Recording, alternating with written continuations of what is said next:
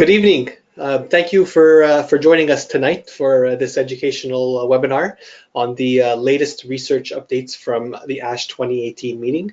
My name is Elie Kassouf. I'm the Manager of Education and Patient Services at Myeloma Canada. And tonight's presenter will be Dr. Elie Kassouf, who is a hematologist and medical oncologist at le Centre hospitalier régional de Lanaudière, affiliated with the University of Montréal. Before we start, I just want to go through a few things.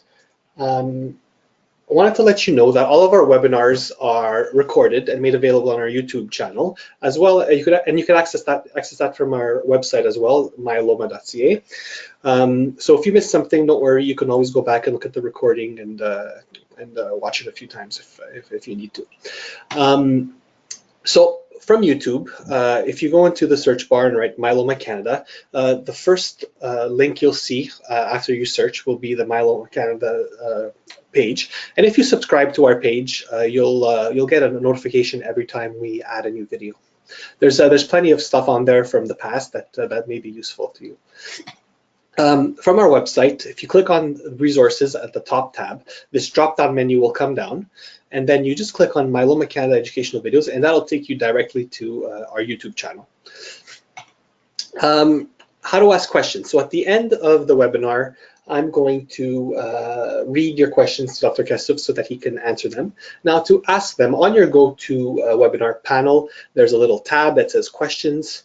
You click it open with this little arrow here, and then you type in your questions and click on send. I'll receive them and ask them.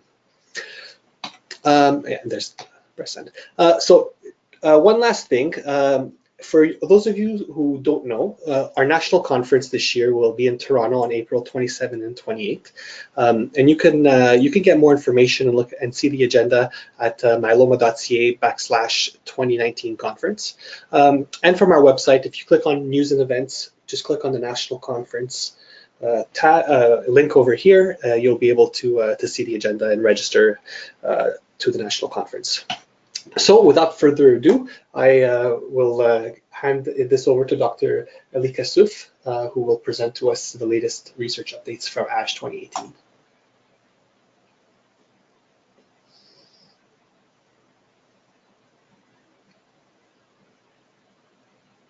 So hello everyone, I'm very happy to be here.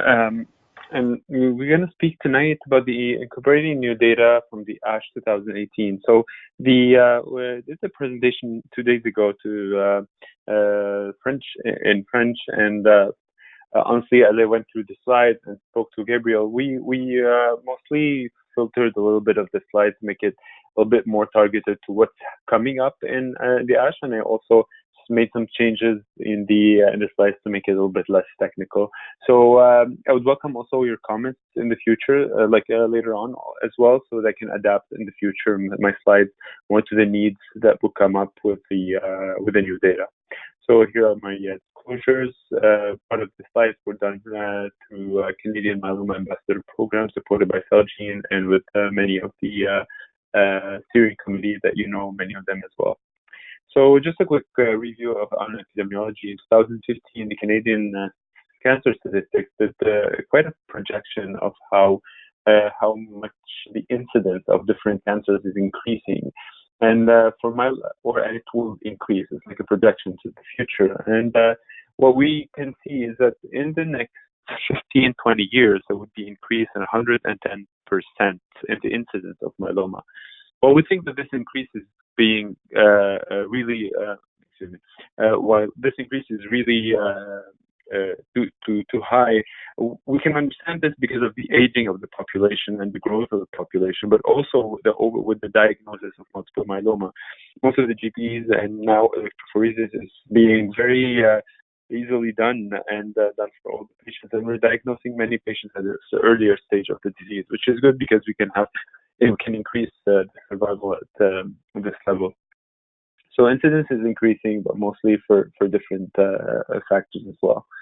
In terms of incidence, how many new cases of myeloma we have per year? And it's 2,900. These are the latest statistics of 2017. And in Quebec was a little bit about 685. and about 1,700 in the rest of Canada.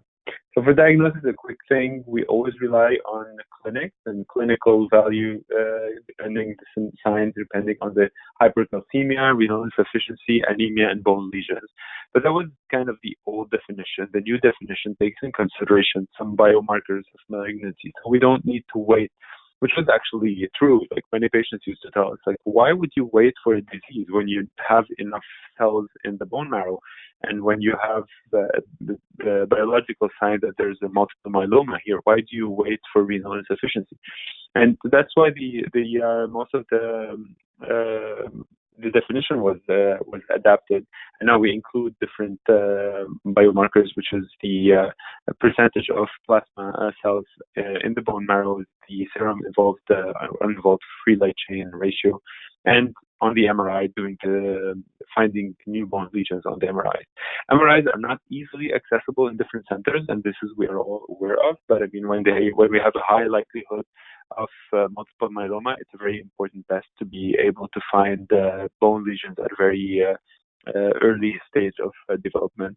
MRIs showed in many analyses that they're quite a little bit better than PET-CT scan in detecting small lesions. PET-CT still has a very good value, especially when you have also plasmacytomas or big lesions. It's very important lesions, but MRI still has more sensitivity in this setting. Quickly again, the frequency of the staging system. Please don't mind the 5-year survival, because these are in the 2015, and the survival obviously changed a lot in the last 4 years with all the new therapies. In terms of staging, we speak of stage 1, 2, and 3, depending on the ISS stage, which is a biological test. We just have to dose the albumin and B2 microglobulin for patients at the diagnosis, and the standard risk cytogenetics. So when for stage 3, it's ISS 3 and either high risk cytogenetics or elevated LDH. Luckily, the high risk usually is less frequent at the diagnosis. And when we speak of higher risk cytogenetics, we understand that high risk cytogenetics actually translocation 414, 1416, 1420, and deletion 17p, which are usually widely done across the country at diagnosis, and sometimes at relapse and definitely before clinical trials. So these translocations actually exist in the file at diagnosis before when we do the bone marrow aspiration. We test for the percentage of plasmacytes, and mostly we send for cytogenetics to know the profile of the disease. The value and the percentage of each mutation or translocation actually differs between labs, and when do we say that this translocation is meaningful is different between labs. So usually labs in the report mention that this percentage is significant or is not significant. Dr. Kassouf. Yes. I'm sorry to interrupt. There's some people who are saying here that the volume is going in and out. Maybe just speak a little bit further from the microphone. Okay. Thank you. Is this better? Please help me out. Okay. For me, it sounds okay. Okay, perfect. So for the for the families of if we want to go for the classes of drugs, we speak about two families of two classes of drugs. The IMiDs, what we call IMiDs, so immunomodulator compounds, which have a dual mechanism of action.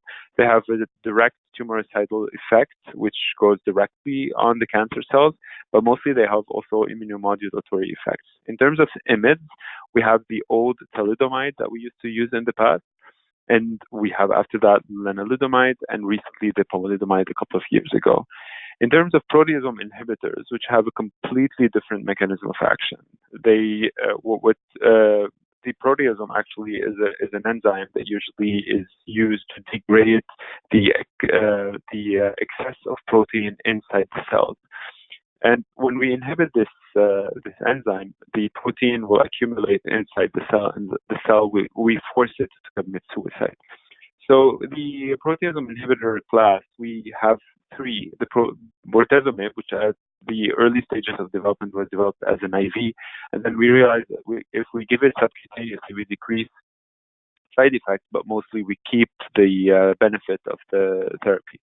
For carfilzomib, it's the new generation of proteasome inhibitors, and it's IV administration. For ixazomib, it's the oral the only oral proteasome inhibitors. Now, many of you have already been aware of the presence of ixazomib, although it was not yet funded and it's still under evaluation. But the company provided it under access programs, and it had been widely used in the last year across the country. Now, the other classes of drugs are a monoclonal antibody. We're all aware of the CD38. CD38 is highly expressed on the plasmacyte, but it's low. There's low expression on the normal lymphoid and myeloid cells, and this makes it a very interesting target. And the first anti-CD38 that was developed was daratumumab, which was in the early stages of development, was developed as monotherapy, and we used it for a little bit in 2015 and 16 as monotherapy. But recently, a couple of weeks or maybe months ago, it was approved in second line in combination with lenalidomide and dexamethasone, and the other combination came with bortezomib and dexamethasone. So the other drug, anti-CD38, that is soon is going to come to market is atuximab, which is a new anti-CD38. I'm not going to speak about the drug in this presentation because it's still under development, and the early phases were presented at ASH this year. So daratumumab has a direct on-tumor action and also an immunomodulatory action, which explains why even when we keep the drug as maintenance therapy in most of the trials, we deepen the response and we have better responses in the future. This is mostly due because of the immunomodulatory action of the drug. Now, something to be mentioned of for therapies, whenever we want to give a drug, the drug that we give in first line or second line or third line, we lose the duration of the response as the disease moves forward. And this applies to the same therapy. So when I give my same therapy at the early diagnosis, it's going to have a better response than when I give it at the second relapse or the third relapse.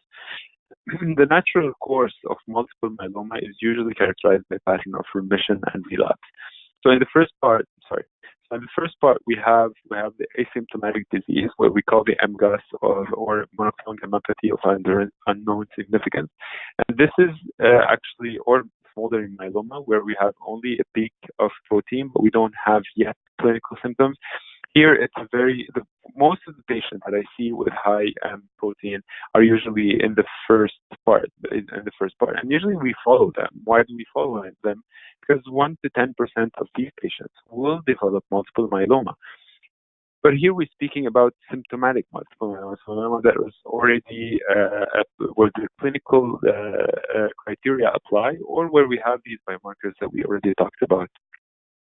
So when we give an active therapy in first line and we have our best response and we reach a plateau of remission, and this remission is actually the longest that we will have. Those are usually what we have in therapies. At first, there will be another relapse, and then the duration of remission decreases for each line of therapy. That's what happens as we move forward with the disease, because the disease will acquire new mechanisms of resistance, and as we relapse, we become what we call refractory. So many times in the slides, you would see that this applies to relapsing disease or a refractory disease. And the difference between both is when the disease stops to respond to a certain medication. Are you hearing me correctly, Gabriel? Can you just confirm that, please? Yeah, I hear you great right now. And okay. You're saying another comment that's coming in. As long as you stay further from the microphone, it sounds good. Okay, perfect.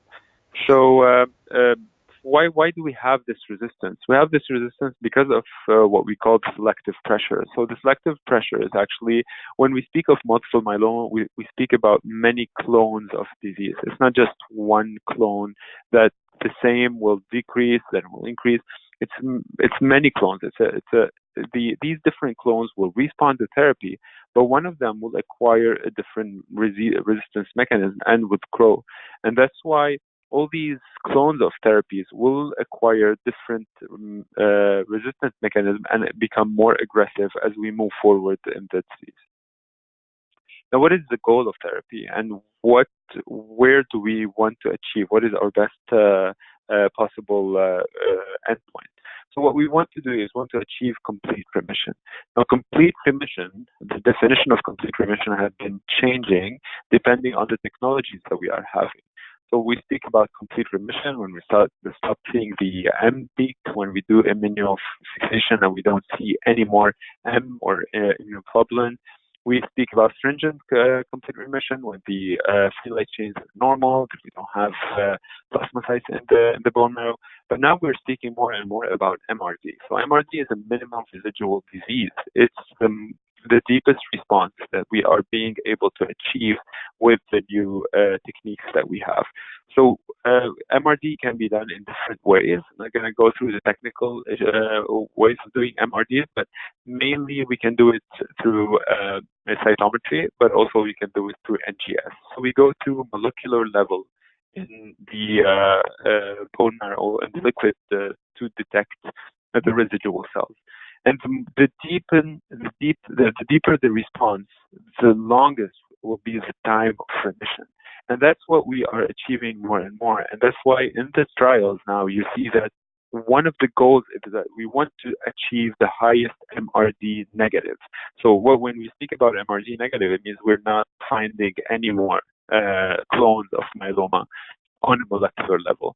And the higher the MRD, the best the drug and the regimen that we are using. A fair amount of patients do not go to receive second line of therapy, and this is mainly due because of the burden of the relapse. So as we move forward, when we diagnose multiple myeloma, 100% almost of the patients will receive a first line therapy. But then when the disease progresses, we lose patients in the first relapse, and we lose more patients. Why do we lose patients? We lose because of the burden of relapse. At diagnosis, we were diagnosed with some symptoms, but when the disease relapses, there's more kidney damage, there's altered bone metabolism, we have hypercalcemia, we have more fractures, we have more bone pain, but mostly we have also compromised immune function, we have more anemia. The bone marrow has already received maybe a bone marrow transplant, a lot of chemotherapy. We had different cycles of therapy. So the bone marrow is more fragile right now. And there's also genetic complexity and heterogeneity increase at relapse.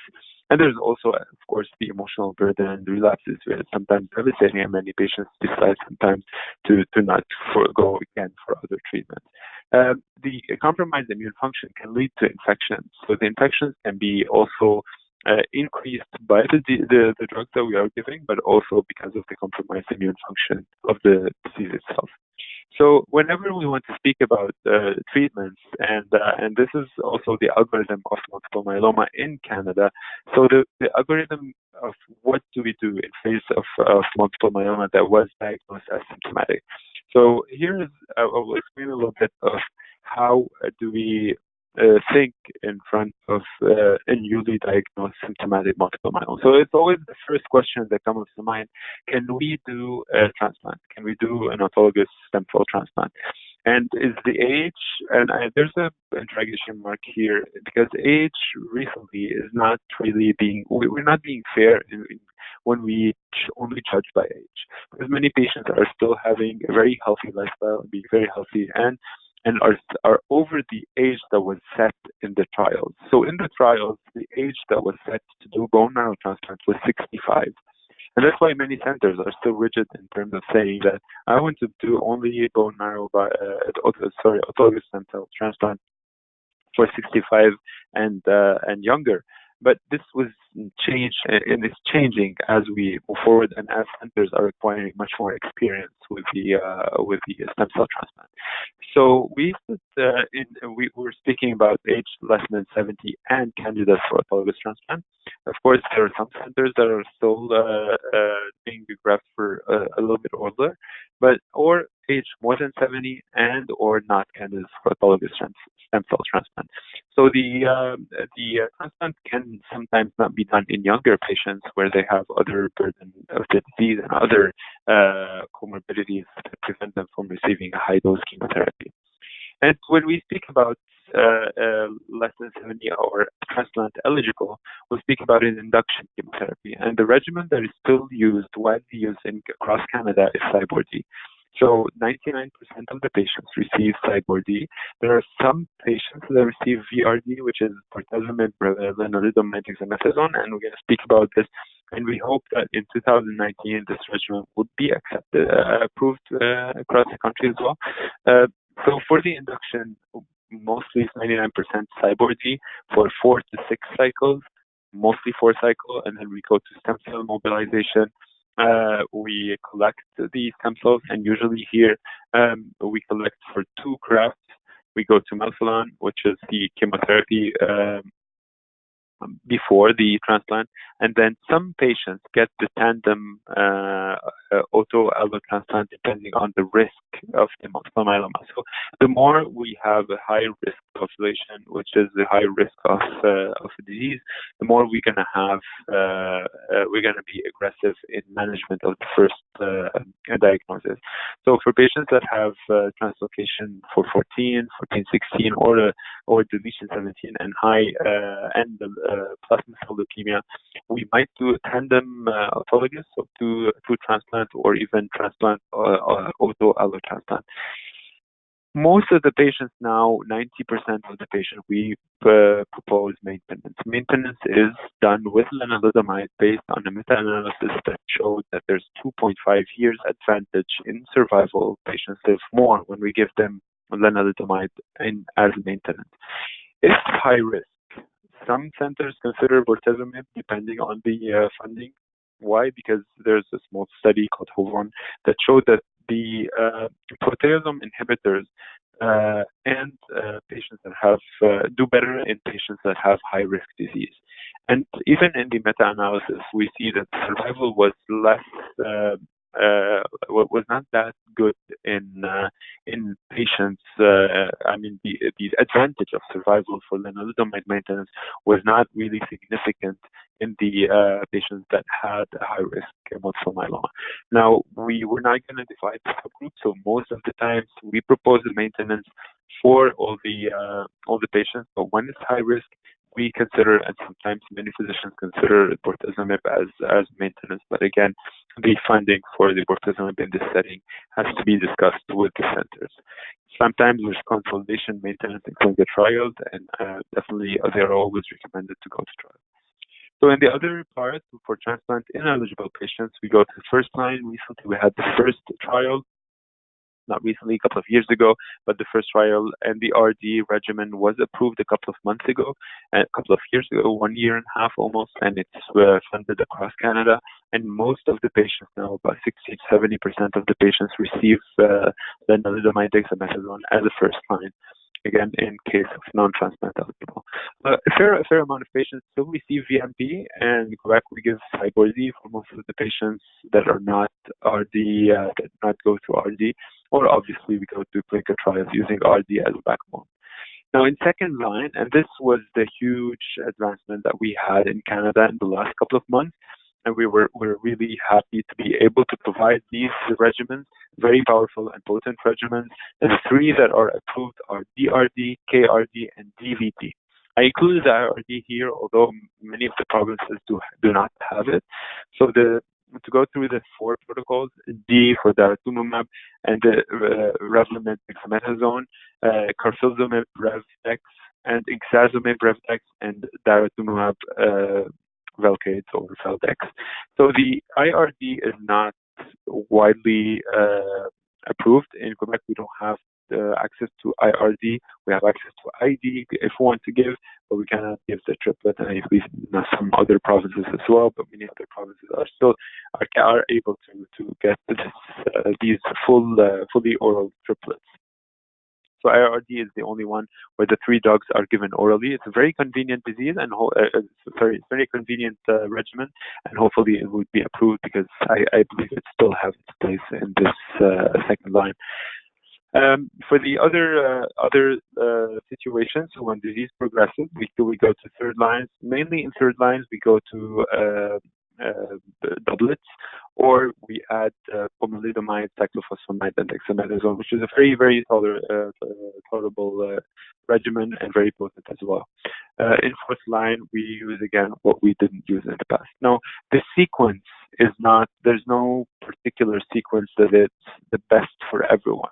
Usually the sequence of the first line and the second line and the third line goes depending on the patient's diagnosis, what we have as comorbidities at the start, when we have renal failure, if the patient is on dialysis or not, and depending on what we have as accessible as well, which is main issue as well. There's always the clinical trials, and we are working also, and personally I'm working also with Myeloma Canada, and we'll be soon provide you with a new platform that will be able to show you in real time the clinical trials that are open across Canada. So I'm going to go through the what's new, what came up new from ASH, and what would we have in the next couple of months and hopefully this year. So can we do better than induction with CyBorD than what we do here?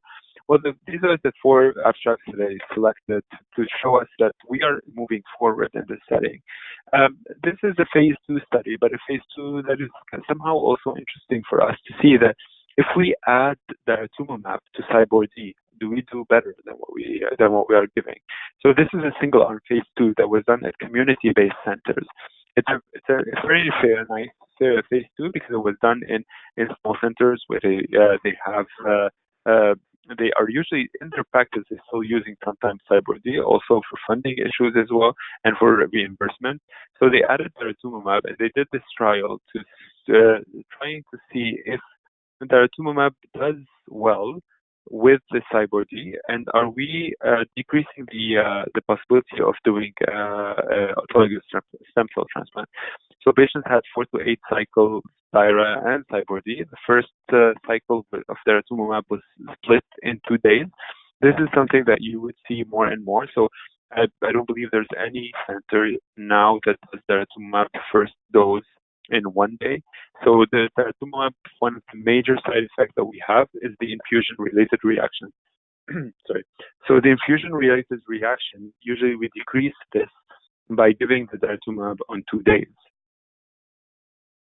And we split the dose in 2 days, and we give it slowly. And with this, we decrease the dose. We decrease the risk of doing an infusion-related reaction. The other side effect, just between the brackets, for daratumumab, when we add it to protocols, is a slight increase in infections and upper respiratory infections. So to go back to this, this is the phase 2. We associated daratumumab to CyBorD for 4 to 8 cycles. Some patients were transplant eligible, some were not, and then they gave 12 cycles of maintenance. There was about 30-35% that were high risk, and I just put this slide to show that 45% underwent autologous stem cell transplant, and the other were already from the start transplant ineligible. So what was the overall response rate? So the response rate in total was 79% in the whole cycle. And at the end of induction, so after all the patients finished the 4 to 8 cycles before most of them, like for the ones that went to transplant, the overall response rate was about 81%. So this is almost what we see right now with the DARA VMP. We're going to speak about the VMP in the non-transplant eligible, which because VMP is still a widely used regimen as well, and we might have DARA VMP also expanded in Canada also soon. So DARA plus CyBorD induced the VGPR in many patients regarding transplant eligibility, and the patients that got transplant went on to get transplant without any adverse events regarding the collection of the stem cell. And the VGPR was very good partial response. So the 18-month PFS, progression-free survival, was about 79%, which was a fair number, but was not really impressive. And again, it's a phase 2, and it's a feasibility, and it shows that we can associate DARA with CyBorD without weakening the collection of the stem cell. Now, okay, DARA CyBorD is good, but do we have better?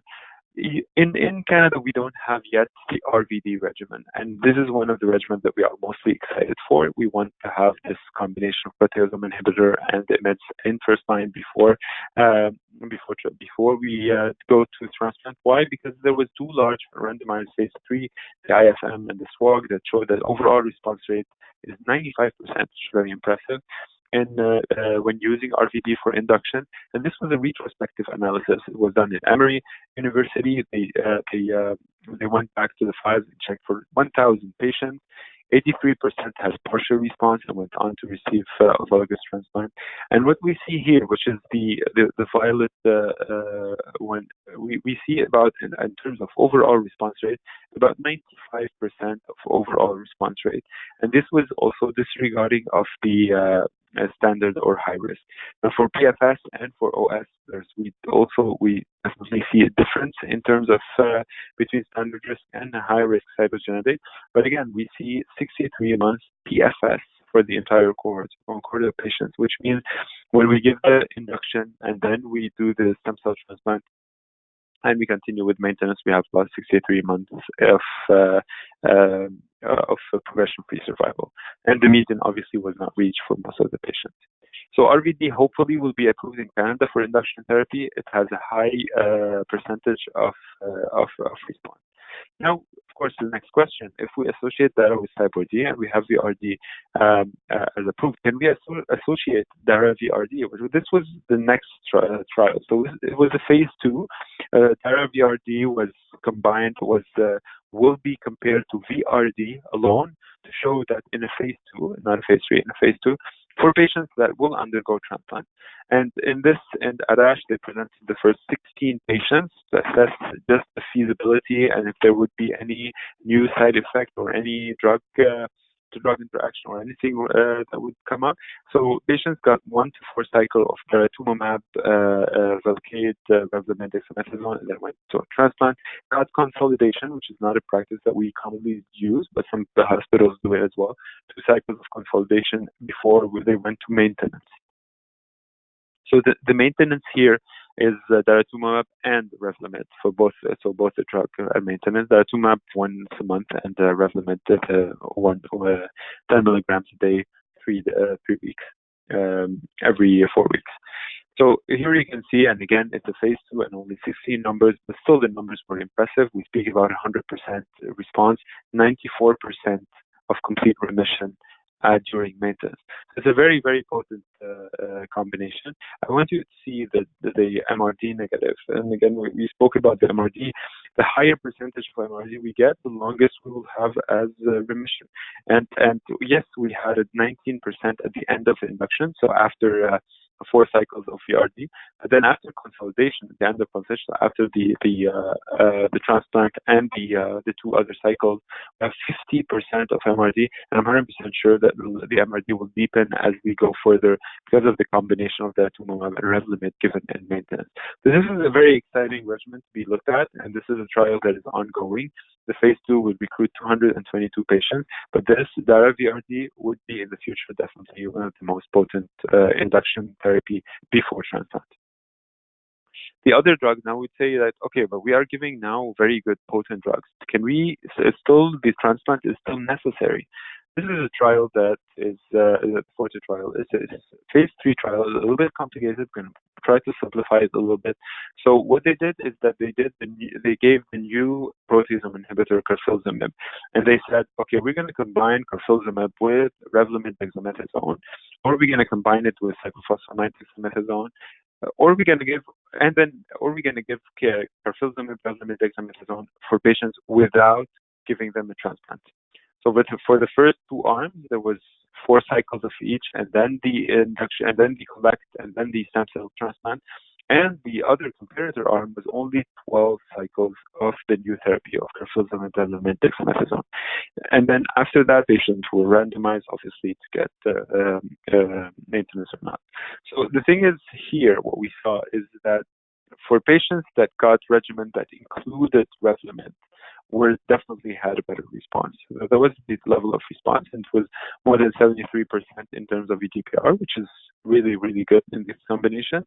And as we go here, we see the MRD negative, and this is again the MRD negative has been now an objective of the trial. And we see that the MRD negative in patients that got KRD, so carfilzomib, Revlimid, dexamethasone for 12 cycles, was 54%. And for patients that went on to get the transplant was 58%. Now, obviously, this is a trial that has short follow-up for now. We're waiting definitely for a longer follow-up to be able to evaluate PFS and OS. Why? Because KRD here was given for 12 months. So for 12 months, I don't believe it's fair to give this therapy. But if we leave the Revlimid after that as maintenance, are we going to be able to benefit from the high percentage of MRD here? And then we would say that the autologous stem cell transplant is not a necessity in this population. This is a very big question, especially with the era of these new therapies. And that's why I left it here as a question mark. Is autologous stem cell transplant important in the era of novel therapy? For now, it is. And we are still going in this direction because of many phase 3s that show that the transplant is still gives definitely a higher PFS. So do we have new for maintenance? I still have in clinic many patients that are telling me, is maintenance necessary? And I try to always we go through this discussion that the maintenance with lenalidomide was tested in 3 big trials, and there was a meta-analysis that showed that adding lenalidomide after stem cell transplant would increase the survival for 2.5 years. Now, for the CALGB, and I included this as the first abstract, is what they did is because of the CALGB trial was one of the biggest trials, and it showed these 30 months improvement in overall survival for patients that take the Revlimid as maintenance compared to patients that do not go on maintenance. What they did in this trial was very important in this abstract, is it was, even if it's just a poster, because after we, and sometimes patients tell me, can I delay my Revlimid? Can I start it? When can I take it? So what they did here is because of in the trial there was about 70, but after the first results, interim results showed that the PFS was improved. The crossover was allowed, which is an ethical decision. And then when the crossover was allowed, about 76 patients who had not progressed went back to say, okay, my disease did not progress. Can I take the maintenance even if it was away from my autologous transplant? And they said, yes, you can take, because the first interim analysis had showed the benefit. So when we included the new patients, the 76 patients in the analysis, the benefit increased to 40 months of improvement of overall survival. So the reason why I added, and again, the benefit is still here in the curves. So this still the same conclusion that maintenance with lenalidomide, and this abstract shows it as well, supports the recommendation to offer maintenance therapy to all patients with newly diagnosed multiple myeloma after autologous stem cell transplant, because the median overall survival gain was more than 3 years versus placebo, versus the patients that did not go into maintenance. Now, is there anything coming up for maintenance other than Revlimid? Yes, there is. There's ixazomib that was presented in MM3 trial. So here, the ixazomib is the proteasome inhibitors, the oral proteasome inhibitors. It was done as was given in a 3-to-1 fashion. So patients after diagnosis had an induction. Most of them got CyBorD, and a lot of them got thalidomide here. It's also many centers in Europe. And they got the melphalan and then randomized to receive ixazomib. Now, the maintenance was only given for 26 cycles, which was also criticized as well. Like, why would you give maintenance for this short amount? Why is not until progression? So that was the design of the trial. So maximum there was 26 cycles, and it was a fair balanced groups between the 2 patients. And what we see here also, the MRD negative before patients went on randomization was somehow 33%, which was also a good percentage. Now, for sorry, so 46% of the patients had Cyborg-D as an induction regimen. 19% had VTD, which is not a regimen that we use in Canada. It's the thalidomide. And this was the result. So there was a 39% improvement in progression-free survival for exacerbated maintenance. We don't have yet enough information because the median overall survival had not been reached for the two groups. So it's still too early to say that exacerbate after the transplant can increase survival. What it can increase for now, it can increase the progression-free survival, which is kind of explained by the fact that you are giving an active drug for this for the patient, and it's making them live longer without having the disease, which is also a fair saying. And the difference is 5 months in terms of median. Now, is this difference going to go and show an improvement in survival? It's still early, but exacerbate in this trial in terms of PFS has now some data showing that there's an improvement in PFS for patients that would not go to exacerbate and lenalidomide as maintenance. Now, one of the things I want to take to highlight, and in the meta-analysis for Revlimid, it did not show an advantage, a statistical advantage in survival for patients that have a high-risk cytogenetic. In this setting, we still see the PFS benefit is not really that.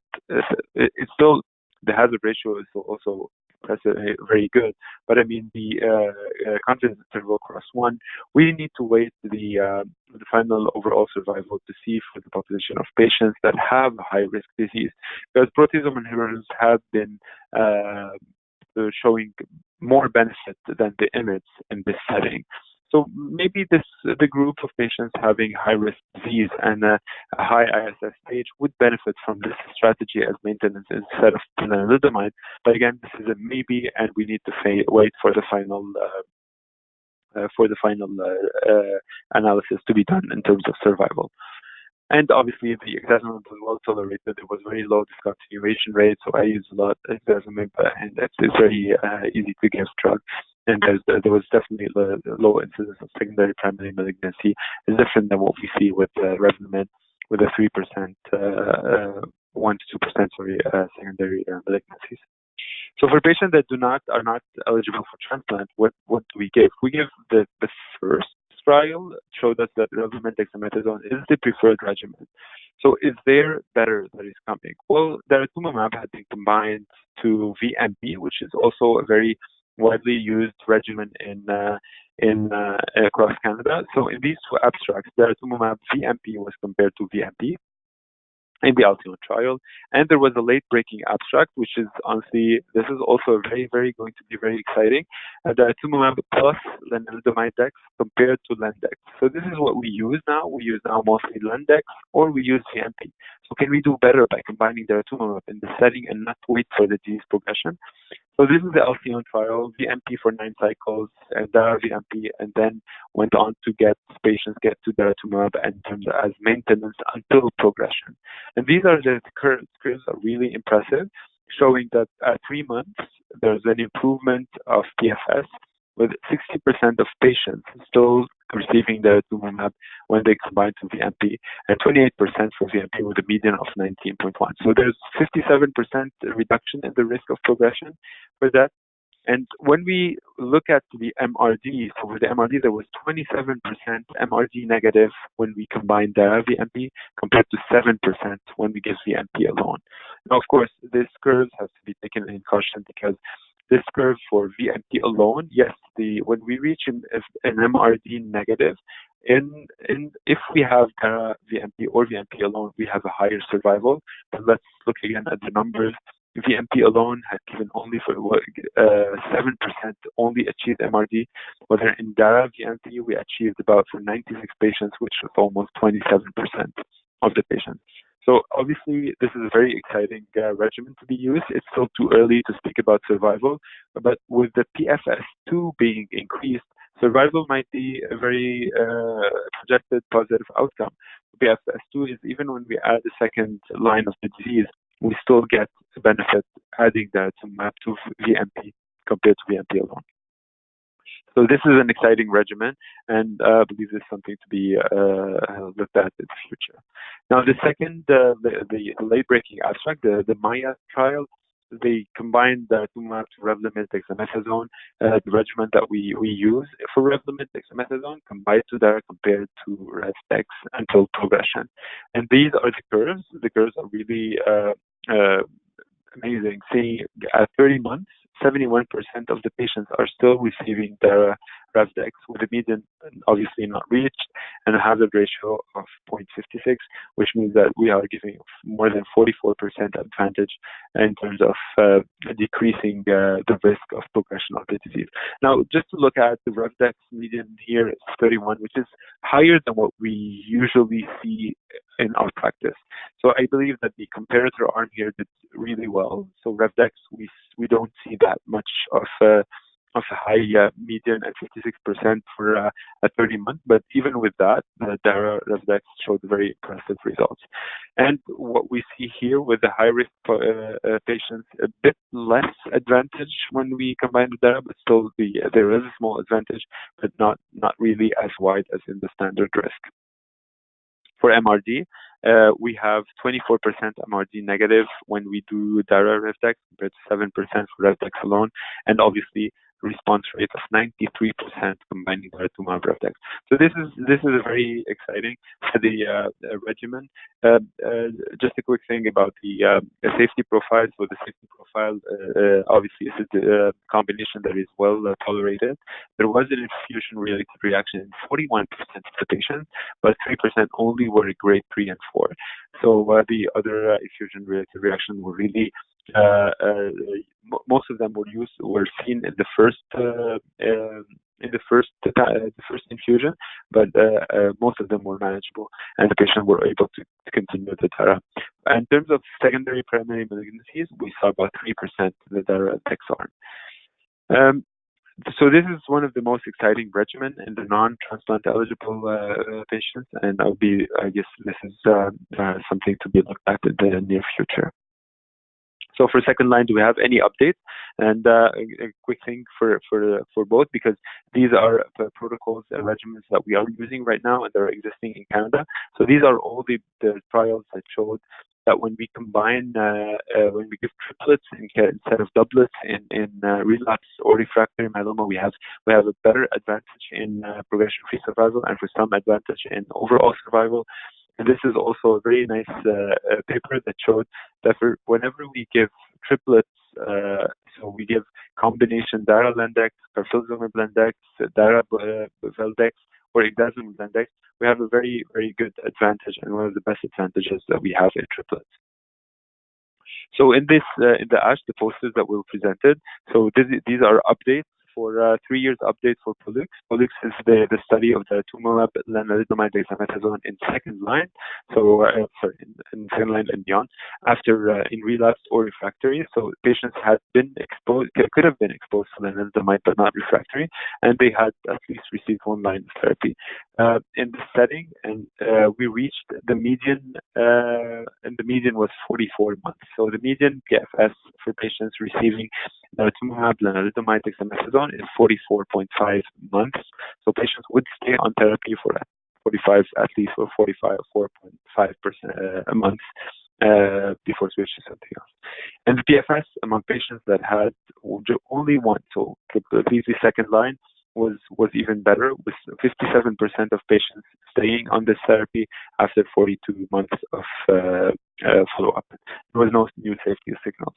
Now, for the other combination, daratumumab, bortezomib, dexamethasone, the numbers are less impressive than what we see with the daratumumab RevDex. But here, obviously, the patients had already received at least one prior line of therapy, and some of them were exposed to the bortezomib, but not refractory. And in this setting, the PFS were 16.7 months, and the median was 7 in the comparator arm. So, but for patients that had only one line of therapy, so and this applies a lot to our patients. So when patients have Revlimid, dexamethasone in first line, and want to give them a second line, this applies actually after one prior line of therapy. So 30% of PFS in 30%, median PFS is 27 months in this setting. And for patients also exposed to lenalidomide, we have a little bit of less, so 21 months, but still a very good number compared to what we see without adding daratumumab. I'm going to go quickly through that. So for the PFS in lenalidomide exposed patients, and this is the last slide that I will show, we are using now Revlimid in across all patients that are transplant ineligible. So what do we have to offer in second line? So for patients that are not refractory to lenalidomide, but are only exposed to lenalidomide, we still have very good numbers, but the numbers differ between the two protocols. So the combination of what would we use with as a backbone, are we going to repeat the Revlimid if the patient is not refractory, or are we going to give bortezomib for patients that are not refractory? And this gives us completely different number, and all our hematologists now would take in consideration these different numbers before giving the combination. So finally, the survival has been increasing. This is again the algorithm that we are having right now. We believe that there's a lot might be changing in the near future.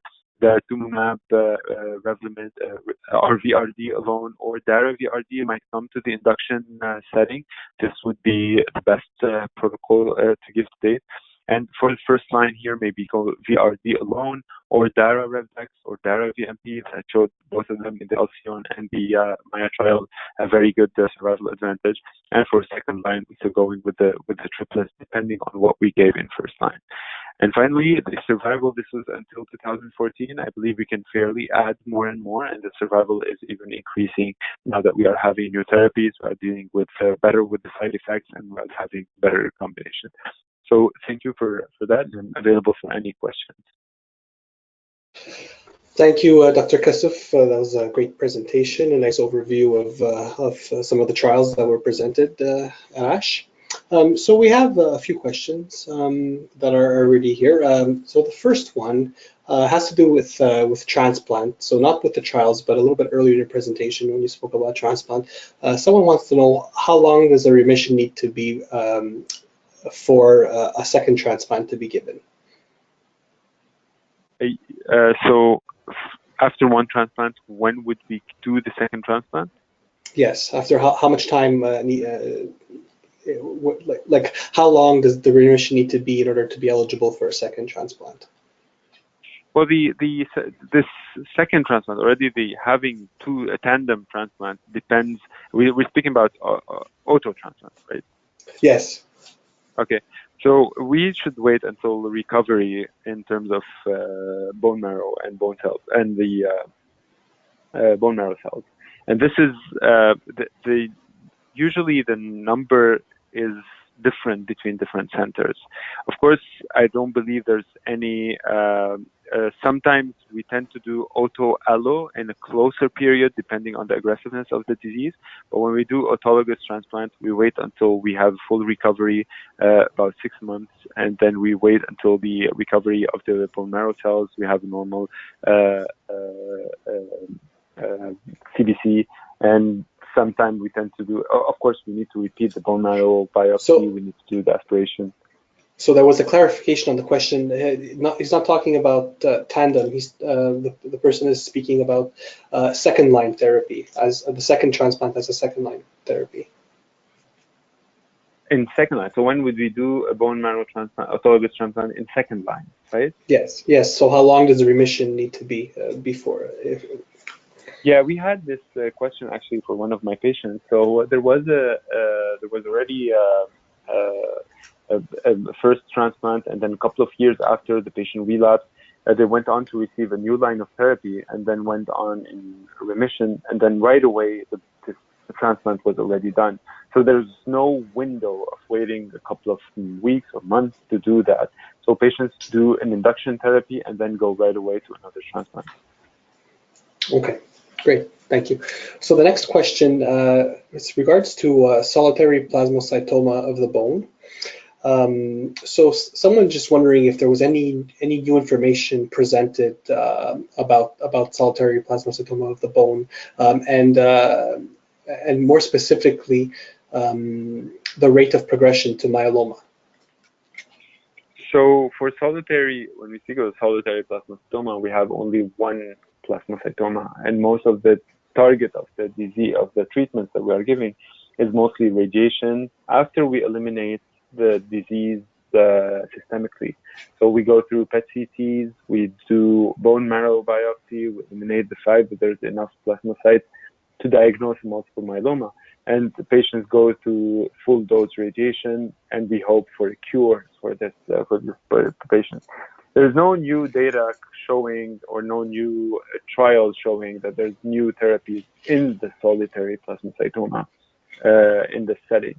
And for follow-up, it's still always a follow-up. And I believe what we do in practice is that we keep following the patients, even the ones that had solitary plasmacytoma, because they are at a high risk of developing multiple myeloma in the future. But this does not have to include more bone scans, bone biopsies, or PET CT. Blood test, and can be sufficient after we achieve remission. Okay, thank you. So the next question, are there any clinical trials that are not meta-analyses that show an overall survival improvement with maintenance after an autologous, lenalidomide maintenance after an autologous stem cell transplant? So there were three trials that showed actually the overall survival. Mostly it was the CALGB that had the major overall survival benefit. The other had mostly PFS. It was a different design. The three of them, one was given after progression, one was given for 2 years, one was stopped because of the secondary malignancies. But then the meta-analysis was done to try to empower every single trial. And the one that gave the power to this meta-analysis was the CALGB trial.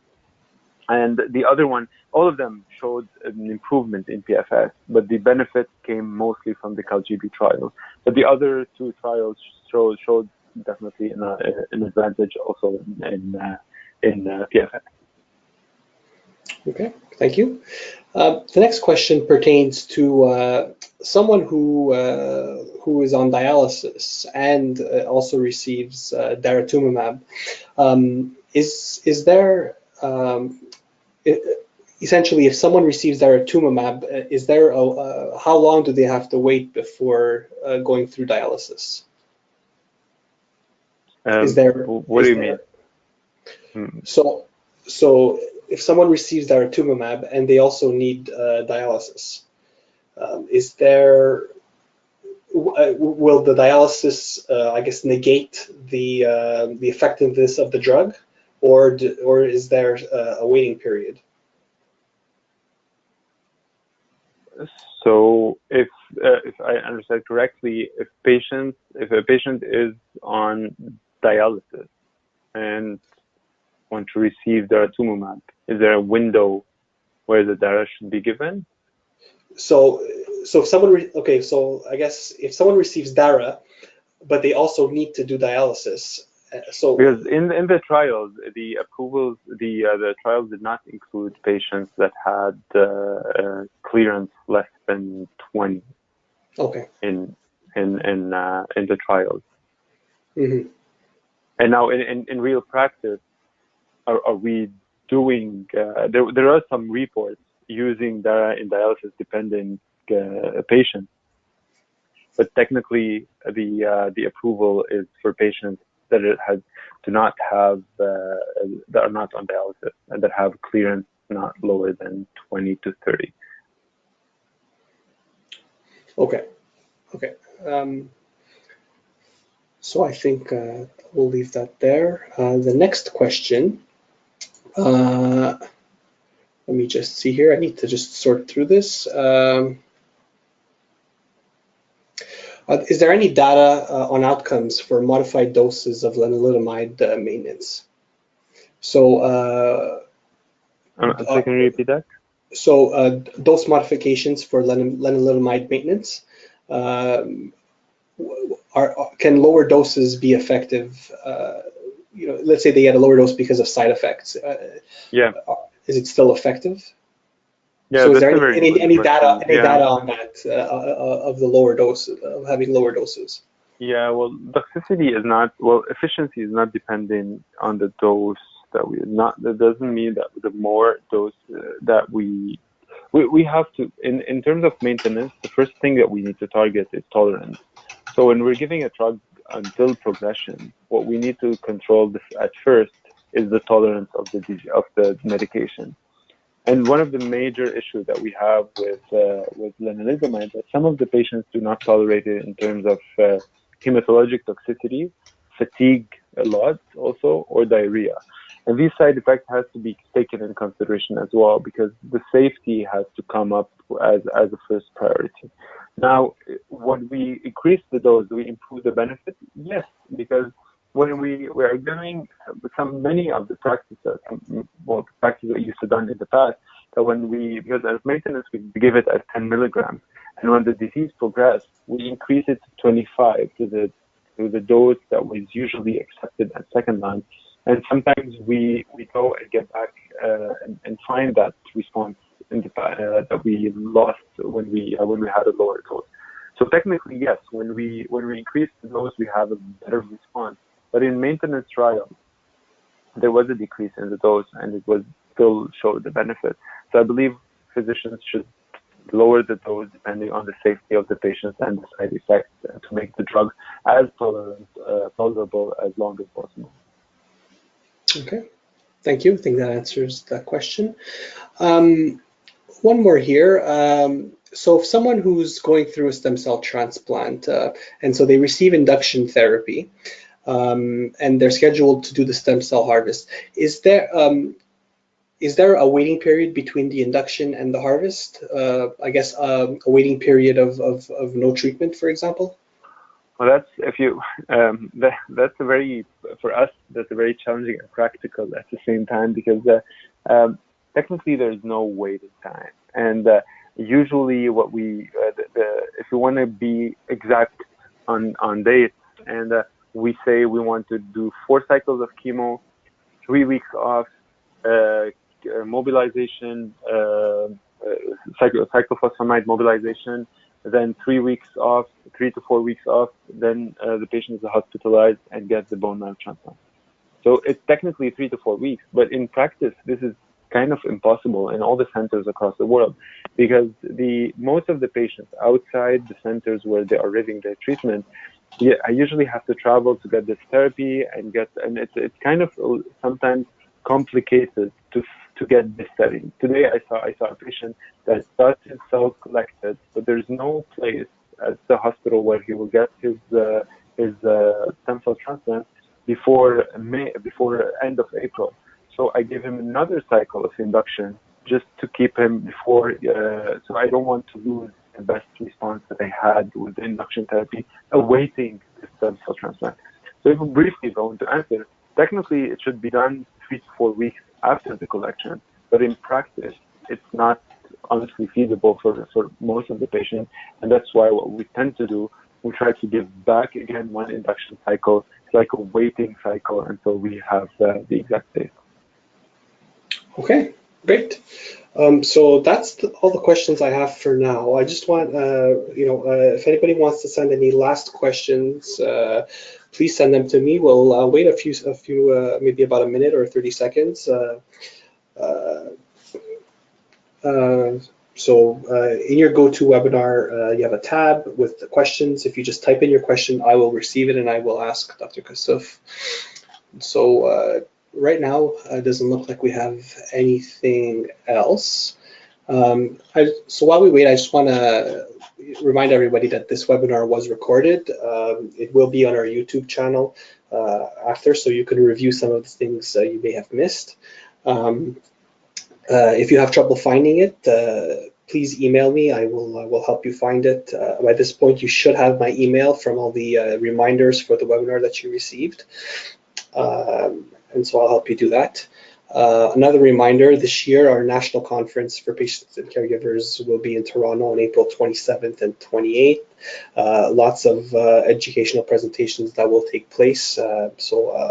Hope that you can make it, and I would be really happy to meet you.